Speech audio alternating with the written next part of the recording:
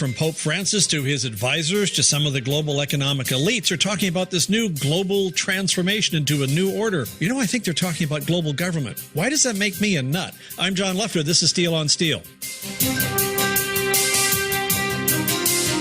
Steel on Steel. News, commentary, interview, and debate.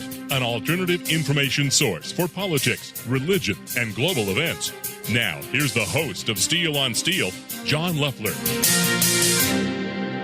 The push for a global government is nothing new. There has been a series of illuminaries over the last century and a half which have called for this global government, and they have founded organizations dedicated to promoting it. It's not really a conspiracy in a corner in a dark room somewhere. It's a pretty much open agenda. As Marilyn Ferguson said in her 1980s book, The Aquarian Conspiracy is just like-minded people networking to achieve a goal that they think is worthwhile. Let's look at what some of these people said. Hey, everybody, welcome to Steel on Steel. We're a weekly program dedicated to the sharpening of ideas, news, commentary, interview, information, and debate, much of which you will not hear elsewhere. Our goal and pledge for the last 25 years that we've been on the air has been to be an early warning service to connect seemingly unrelated dots in the area of economics, politics, and religion, project seemingly unrelated trends, and show you how these dots and trends are actually coming together just over the horizon, where ordinarily the herd doesn't see it. The herd is almost always running in the wrong direction. Mainline media looking in the rearview mirror to try to tell us where we're going,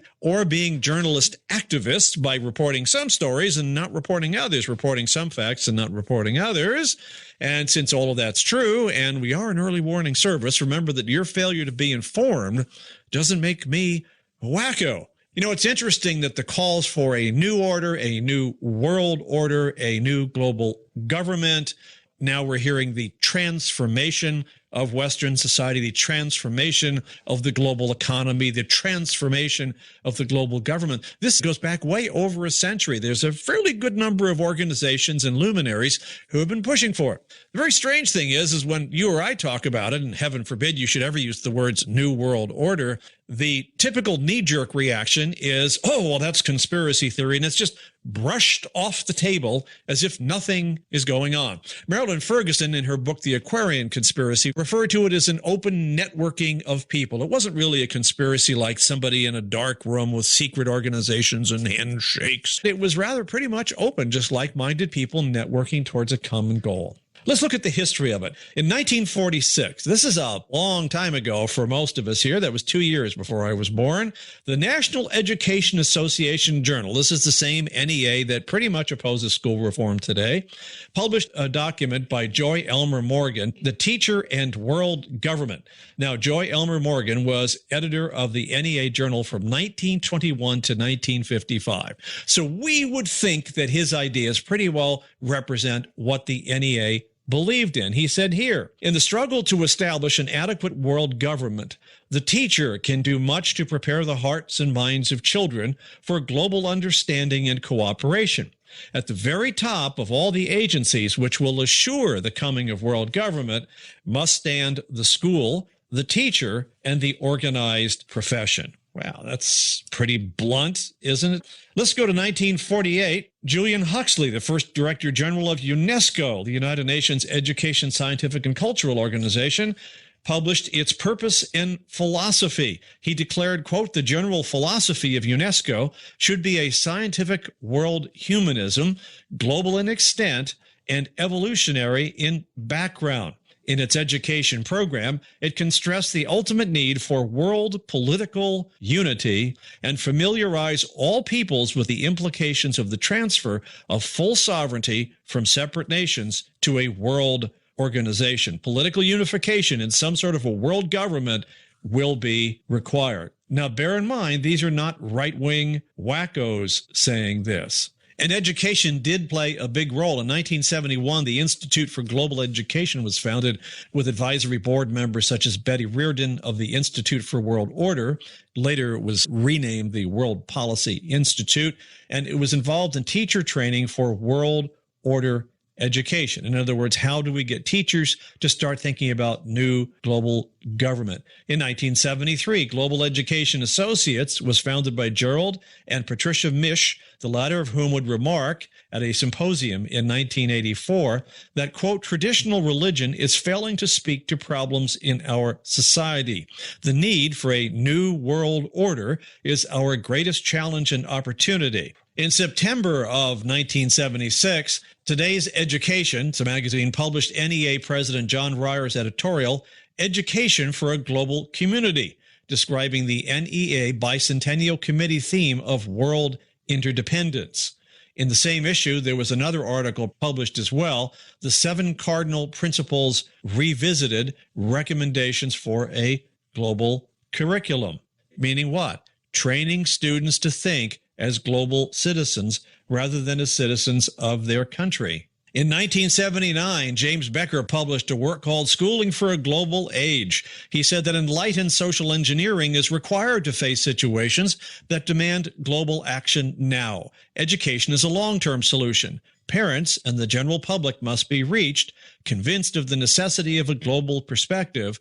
Otherwise, children and youth enrolled in globally oriented programs may find themselves in conflict with values assumed in the home.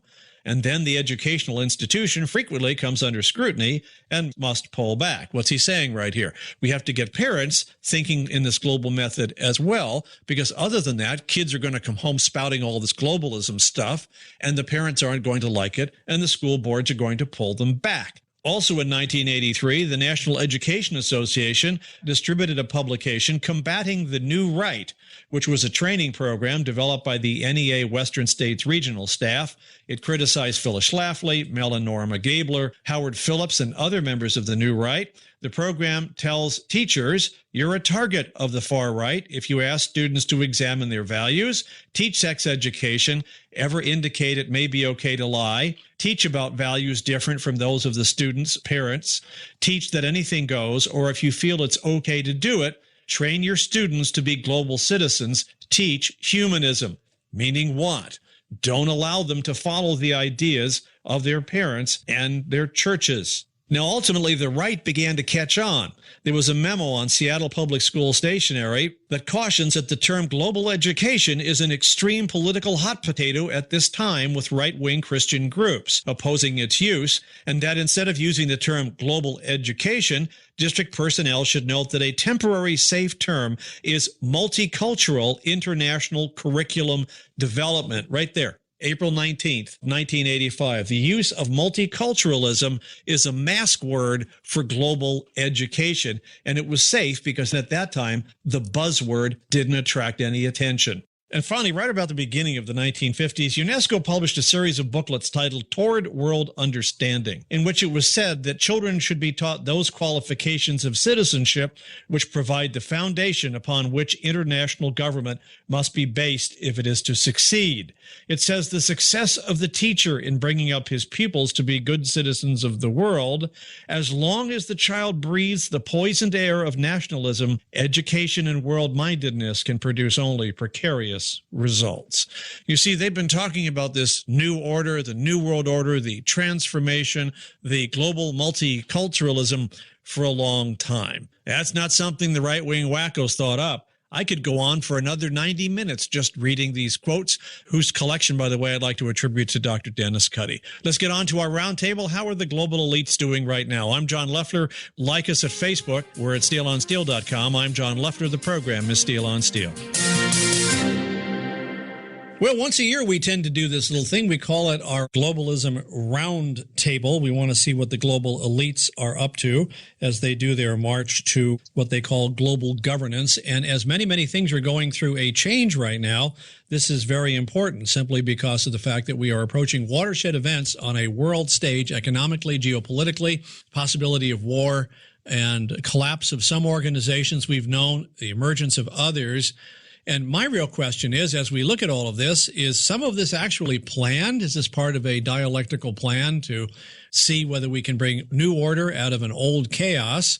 Or is much of it happening by random chance. And so we have three guests on the program who have been here before. First of all, from North Carolina, Dr. Dennis Cuddy is joining us, and he is author of The Globalists and many books on the move towards global socialism. His articles appear at newswithviews.com. Dennis, good to have you back. You were just on a few weeks ago. Thank you. And then Brandon House is joining me. Brandon, you've got a new book coming out, as a matter of fact, The Coming Religious Reich. And Brandon does his own radio show on a daily basis. So welcome back to the program, Brandon. Thank you, John. And then finally, Pat Wood, Technocracy Rising. Pat's back with us here. Good to hear your voice again. You betcha. As I look out at the world right now, I think we're on the edge of a lot of watershed changes. If I look at what we're doing here in the United States, especially the Obama administration, we are downsizing the military in a time when needing the military is going to become a high priority order, not only in the area of asymmetrical warfare, but also geopolitical changes.